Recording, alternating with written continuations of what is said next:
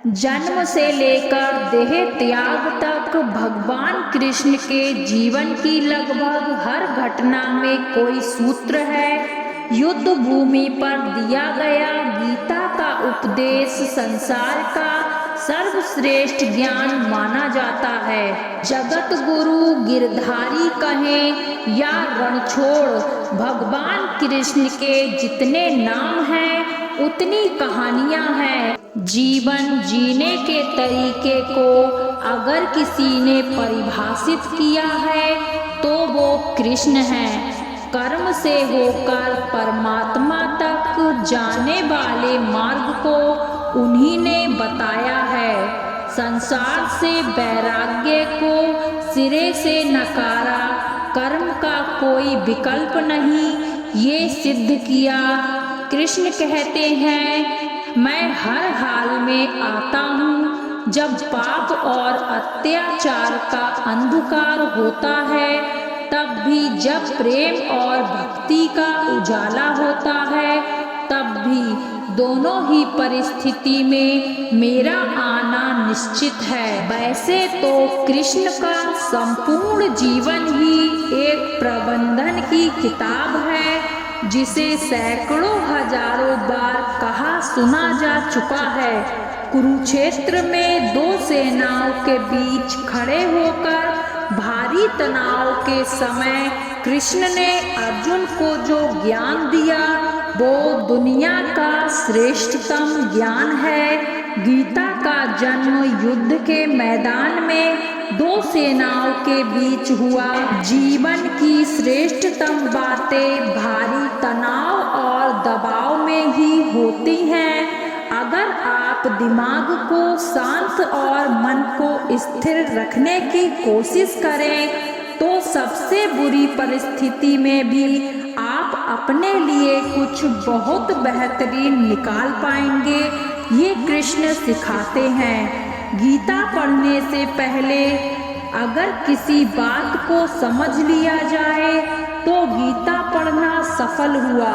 कृष्ण का जीवन ऐसी ही बातों से भरा पड़ा है। जरूरत है नजरिए की। उनका जीवन आपके लिए मायोथोलॉजी का एक हिस्सा मात्र भी हो सकता है और आपका पूरा जीवन बदलकर रख देने वाला ज्ञान भी।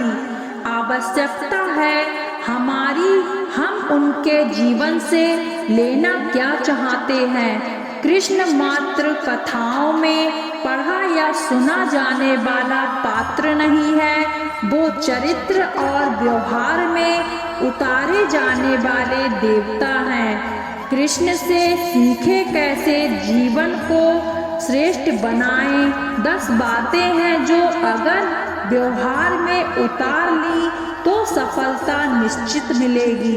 कारागृह में जन्मे कृष्ण पैदा होते ही रात में यमुना पार कर गोकुल में ले जाया गया।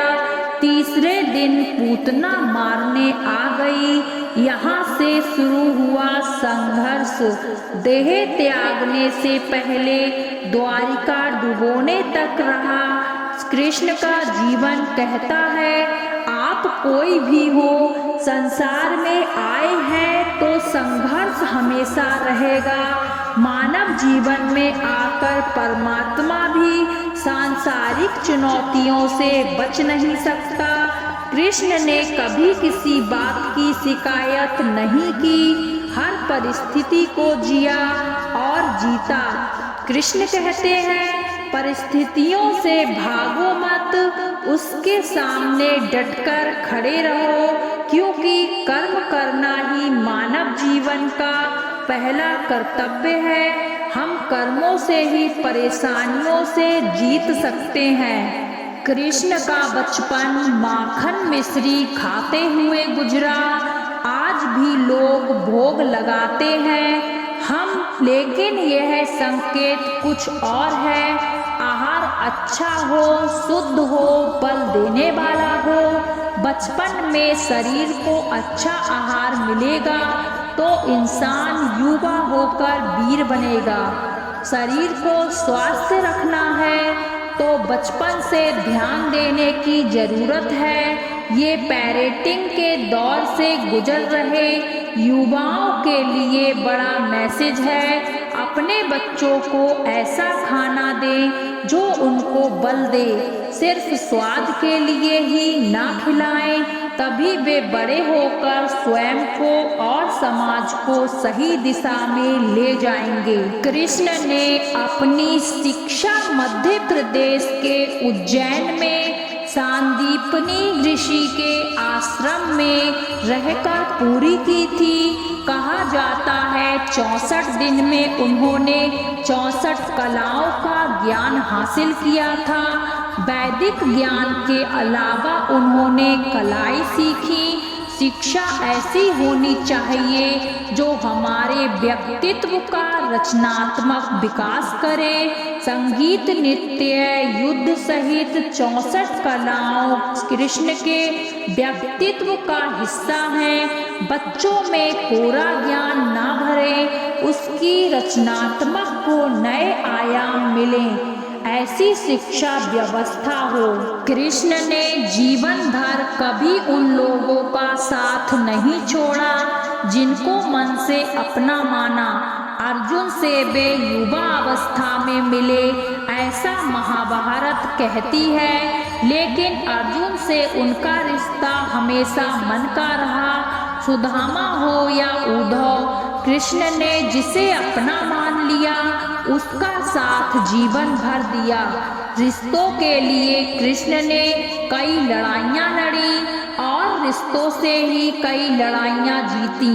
उनका सीधा संदेश है, सांसारिक इंसान की सबसे बड़ी धरोहर रिश्ते ही हैं। अगर किसी के पास रिश्तों का थाती नहीं है तो वे इंसान संसार के लिए गैर जरूरी हैं। इसलिए अपने रिश्तों को दिल से जिए, दिमाग से नहीं। राक्षस नरकासुर का आतंक था।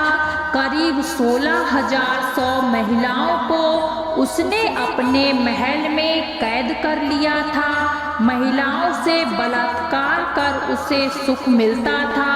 कृष्ण ने उसे मारा, सभी महिलाओं को मुक्त कराया, लेकिन सामाजिक कुरीतियों तब भी थी। उन महिलाओं को अपनाने वाला कोई नहीं था। खुद उनके घर वालों ने उन्हें दूषित मानकर त्याग दिया। ऐसे में कृष्ण आगे आए, सभी 16,100 महिलाओं को अपनी पत्नी का दर्जा दिया। समाज में उन्हें सम्मान के साथ रहने के लिए स्थान दिलाया। कृष्ण ने हमेशा नारी को शक्ति बताया, उसके सम्मान के लिए तत्पर रहे।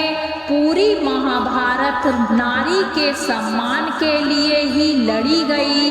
सो आप कृष्ण भक्त हैं तो अपने आसपास की महिलाओं का पूरा सम्मान करें।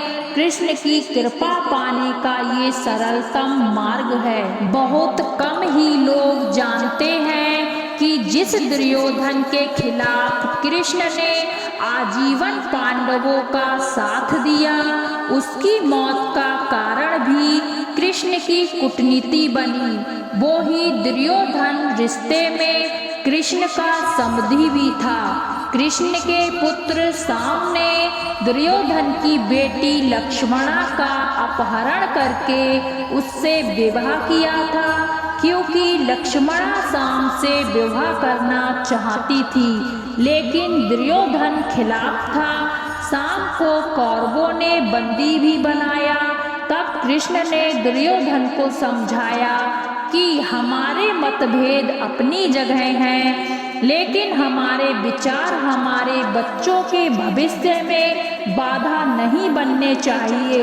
दो परिवारों के आपसी झगड़े में बच्चों के प्रेम की बलि ना चढ़ाए जाएं। कृष्ण ने लक्ष्मणा को पूरे सम्मान के साथ अपने यहाँ रखा।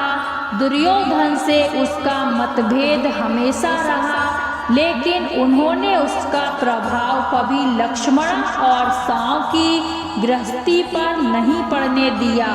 कृष्ण ने महाभारत युद्ध के पहले शांति से समझौता करने के लिए पांडवों और कौरवों के बीच मध्यस्थता की। हालांकि दोनों ही पक्ष युद्ध लड़ने के लिए आतुर थे, लेकिन कृष्ण ने हमेशा चाहा कि कैसे भी युद्ध टल जाए। झगड़ों से कभी समस्याओं का समाधान नहीं होता है। शांति के मार्ग पर चलकर ही हम समाज का रचनात्मक विकास कर सकते हैं। कृष्ण ने समाज की शांति से मन की शांति तक दुनिया को ये समझाया कि कोई भी परेशानी तब तक नहीं मिट सकती जब तक वह शांति न हो, फिर चाहे वो समाज हो या हमारा खुद का मन। शांति से ही सुख मिलता है, साधनों से नहीं। महाभारत में जुए की घटना के बाद पांडवों को वनवास हो गया। कृष्ण ने अर्जुन को समझाया कि ये समय भविष्य के लिए तैयारी करने का है। महादेव शिव, देवराज इंद्र और दुर्गा की तपस्या करने को कहा।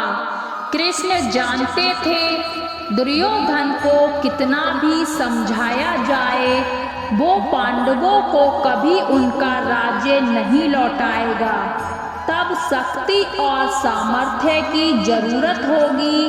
कर्ण के कुंडल कवच पांडवों की जीत में आड़े आएंगे, ये भी वे जानते थे।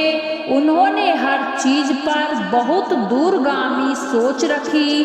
कोई भी फैसला तत्कालीन आवेश में नहीं लिया।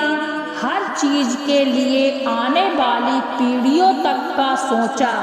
यही सोच समाज का निर्माण करती है।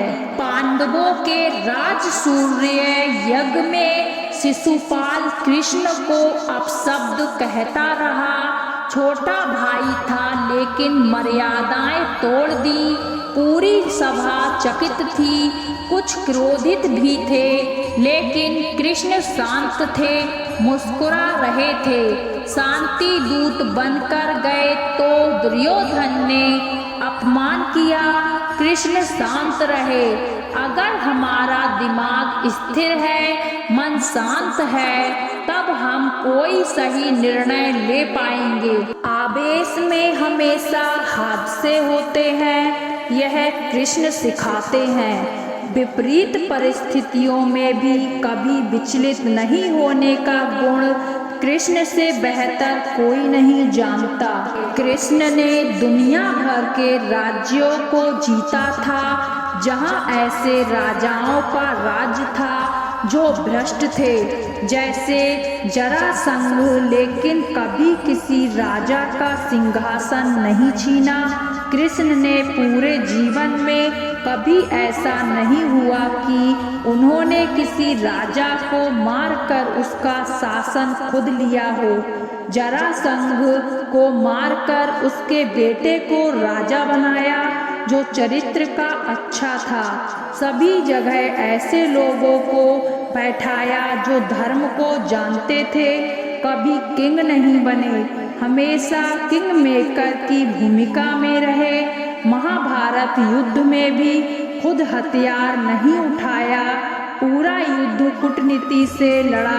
पांडवों को सलाह देते रहे, लेकिन जीतने का श्रेय भीम और अर्जुन को दिया। कृष्ण किसी के कर्तव्य और जिम्मेदारियों को पूरा करने के महत्व पर जोर देते हैं। जैसे धर्म कहा जाता है, छात्रों को अपनी शैक्षणिक जिम्मेदारियों को समझना चाहिए और अपनी पढ़ाई के उत्कृष्टता प्राप्त करने का प्रयास करना चाहिए।